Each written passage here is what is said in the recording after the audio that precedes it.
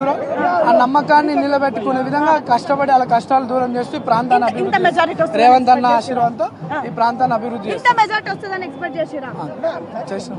మా ప్రజల మీద నాకు నమ్మకం ఉంది. ఎట్లా అనిపిస్తుంది? చాలా హ్యాపీగా ఉన్నా, చాలా సంతోషంగా ఉంది. ఏం కాదు మా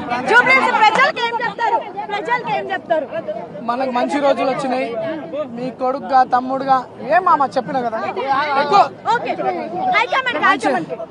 హైకమాండ్ కి సోనియా గాంధీ గారికి, రాహుల్ గాంధీ గారికి, ఖార్గే గారికి, ఎస్సీ వేణుగోపాల్ గారికి మనసారా ధన్యవాదాలు తెలియజేస్తూ మరి నా మీద నమ్మకంతో రేవంత్ అన్న నాకు ఈ అవకాశం కల్పించడం, రేవంత్ అన్న గౌరవం నిలబెట్టే విధంగా రేవంత్ అన్న మర్యాద గౌరవం నిలబెట్టి ఈ ప్రాంత ప్రజల సమస్యలు పరిష్కరిస్తూ అన్న గౌరవం నిలబెట్టి అన్నను బలపరుస్తాం. మొత్తానికి నవీన్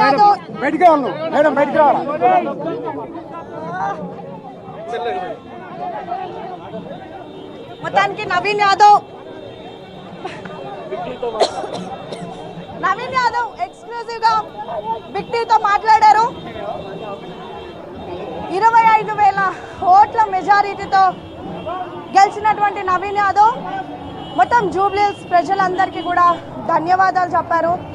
సేమ్ టైం తనకి అవకాశం ఇచ్చినటువంటి ప్రియాంక గాంధీ, రాహుల్ గాంధీతో పాటు ముఖ్యమంత్రి రేవంత్ రెడ్డి, మంత్రులందరికీ కూడా ధన్యవాదాలు చెప్పారు. జూబ్లీహిల్స్ ప్రజలకు మంచి రోజులు వచ్చాయంటూ కూడా ప్రస్తుతం నవీన్ యాదవ్ చెప్తున్నారు.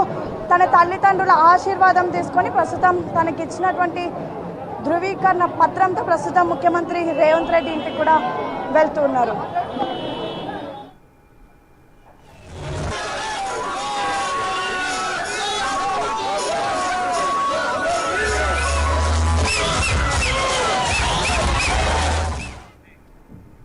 రైట్, 40 ఏళ్ల కళ ఈనాటికి నెరవేరింది.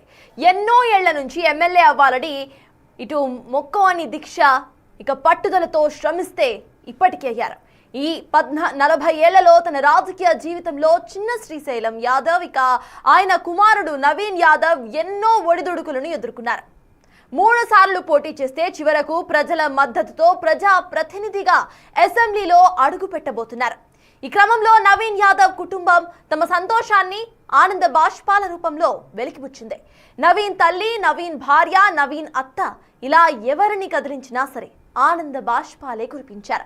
తమ కుటుంబం ఎంతో మందికి సేవ చేస్తూ ఎన్నో ఏళ్లగా రాజకీయంలో ఉందని, చాలా మంది ఇబ్బందులు పెట్టినా సరే తట్టుకొని అలానే నిలబడి నేడు అనుకున్న లక్ష్యానికి చేరుకున్నామని చెబుతున్నారు. ఈ సందర్భంగా కాంగ్రెస్ అధినేత